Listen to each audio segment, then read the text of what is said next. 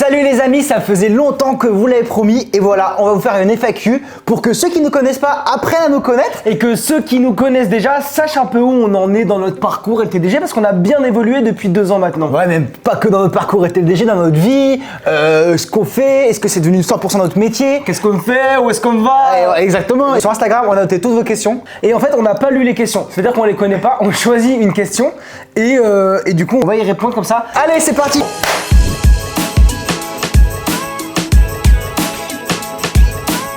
Première question de Tristan LCLRC. Est-ce que vous êtes frères? Est-ce qu'on est frères, mon ref? On est frères jumeaux, et avec plus de précision, on est monozygote. Monozygote, alors ça va être le petit apport scientifique. Et en gros, on a été le même œuf à la base. Donc monozygote, c'est-à-dire on est les mêmes œufs, les mêmes spermatozoïdes à la base, c'est censé. On s'en fiche. Bien fait, on monte juste notre check. Jumeaux. Grégoire, je te propose qu'on passe à la deuxième question. Je zoome sur la question de Vincent.mts. À quand une petite sortie sur Paris, les frérots? Et bah, c'est vrai qu'on est souvent sur Paris, mais quand on est sur Paris, on n'a pas le vélo. Et généralement, en plus, c'est pour faire des rendez-vous ou des événements. Du coup, on est tout le temps sous l'eau. Donc, quand on roule sur Paris, c'est pour faire 300 bandes, tu vois. C'est vrai que la dernière fois qu'on a roulé en Paris, on a gagné la Race Cross Paris. Petit extrait de Grégoire qui pave sur les pavés. Maintenant. Allez, je vais vous sauter une autre petite question. C'est une question de Louis. Comment et pourquoi a-t-on commencé le vélo? La bise, frérot. En gros, on était pendant le confinement, on était confinés, on a de la famille en Ardèche et on avait la chance qu'il n'y avait pas trop de contrôle de police et du coup c'est à ce moment-là qu'on a commencé à sortir les vieux vélos. Je m'en souviens, c'était un Décathlon orange en aluminium du garage. On l'a sorti, on a mis un cuissard, un casque, un t-shirt et on est parti rouler. Puis un jour on s'est rasé les jambes quoi. Et ce qui est marrant, c'est que depuis le départ, on a ce côté un peu compétition avec Greg ensemble entre frères jumeaux. Tu vois, et ça qui est cool, c'est qu'on a eu les mêmes passions au même moment. Dites-vous qu'on a commencé par la compétition de jeux d'échecs quand on était jeunes. What? Genre ce couillon là qui fait le quignol, il a fait 5ème de France. Du coup le vélo, il y a vraiment aussi ce côté de se dépasser, mais de se dépasser l'un l'autre et de se tirer vers le haut. Puis très rapidement en fait, le pire c'est qu'on a voulu aller faire des compétitions, s'entraîner, chercher à être les meilleurs possibles. Après 6 mois de vélo, on s'est mis sur une course en 2ème KT, on s'est fait laver. Genre on n'a pas voulu faire les choses à moitié. Non, on a été des débilos, en grand c'est cramé et la preuve c'est qu'aujourd'hui on a trouvé notre moyen de vivre de notre passion, de parler de vélo. Et même si on fait un peu moins de vélo, et bah ça laisse une richesse de faire plein d'autres sports et je pense qu'on était trop dans le vélo, que dans le vélo. Comme dirait Johan Fredo, petite bise frérot, ne gardez pas trop les œillères quand vous êtes dans un sport. C'est aussi important d'aller voir ce qui se passe autour. Transition parfaite pour que tu me poses la prochaine question, Grégorito. Là, on a une question de Raflin828 qui nous demande si on sera sur les Jeux Olympiques à Paris.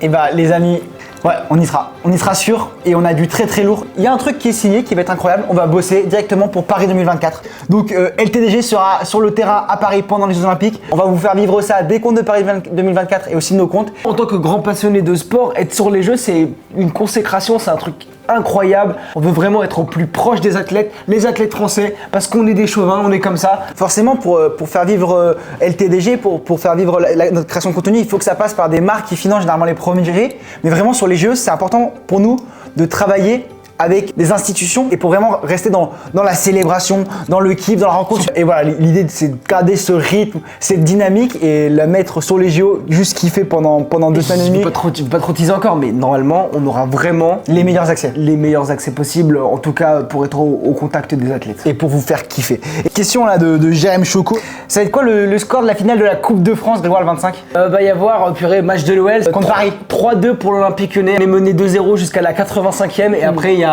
2 buts de Cherki, un but de Lacazette. Et c'est vrai que voir Lyon revenir en finale de Coupe de France cette année, ça fait zizir. Mais ça fait trop plaisir, surtout vu le début de saison là, on remonte bien. On est passionné de vélo, de sport outdoor, mais on est passionné de sport avant tout. Attends, faut que je te trouve une autre question. On prend la petite question de slackling.mag qui nous demande pourquoi avez-vous décidé de lancer un compte Instagram sur le cyclisme? Mais parce qu'on est passionné de vélo, de sport, et qu'en fait on s'y met au vélo et on s'est rendu compte que c'était un milieu hyper fermé. Dites-nous en commentaire ce que vous en pensez, mais de l'extérieur, ça a jamais été sexy le vélo. Genre moi, et j'en parle même avec des pros, quand tu dis ouais, je fais du vélo, personne va te dire oh trop la classe. Genre c'est pas un sport qui respecte la classe. Et pourtant, c'est un sport où les gens sont fun, les gens sont cool, il y a des beaux maillots, il y a du style, il y a des codes. Et l'idée c'était aussi d'ouvrir ce sport et de casser un peu les codes pour le rendre accessible et fun. Je pense que c'est un sport où pour trouver l'information, c'est quand même assez compliqué. Et je parle de plusieurs choses.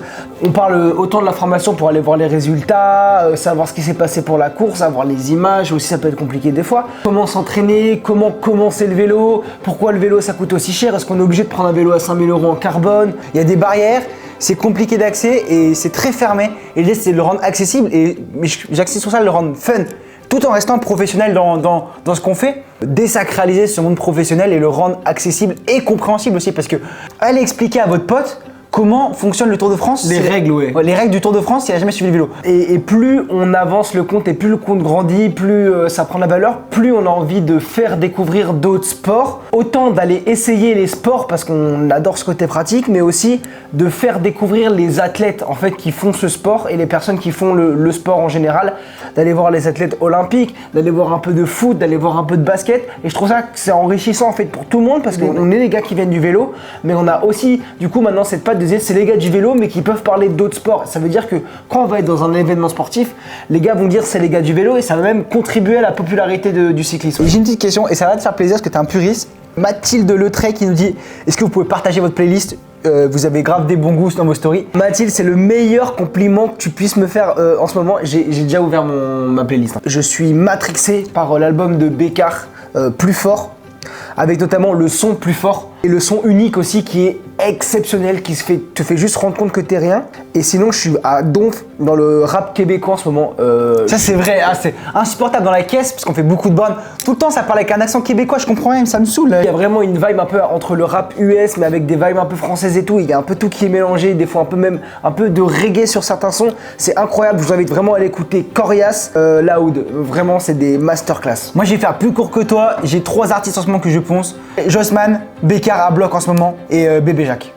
J'ai une question qui nous demande si on est prêt pour faire Paris-Roubaix Challenge l'année prochaine. Mais on est hyper chaud. En fait, on est hyper chaud, mais le problème, c'est que, et là, tu vas me couper si on se trompe, c'est que vu qu'on a tout le temps un peu la tête sous l'eau, on a du mal à faire des calendriers prévisionnels avec tout ce qu'on va faire. Et généralement, c'est tout le temps au dernier moment. Ça peut être un nouvel angle, tu vois, sur les prochaines années, d'aller faire les cyclos pour mieux parler, tu vois. Avoir une nouvelle approche un peu du vélo et des courses de vélo en faisant la course avant avec la cyclo, ça peut être aussi cool pour raconter l'histoire de la course, pour se rendre compte à quel point c'est compliqué. Moi, ça peut être quelque chose qui me chauffe. Je suis d'accord avec toi, mais on a quitté ce côté un peu sportif où nos premières vidéos, pour ceux qui nous suivent depuis le départ, c'était vraiment tourné sur nos entraînements. Aujourd'hui, on parle des autres. Et par exemple, sur un Paris-Roubaix Challenge, c'est le jour de Paris-Roubaix Femmes.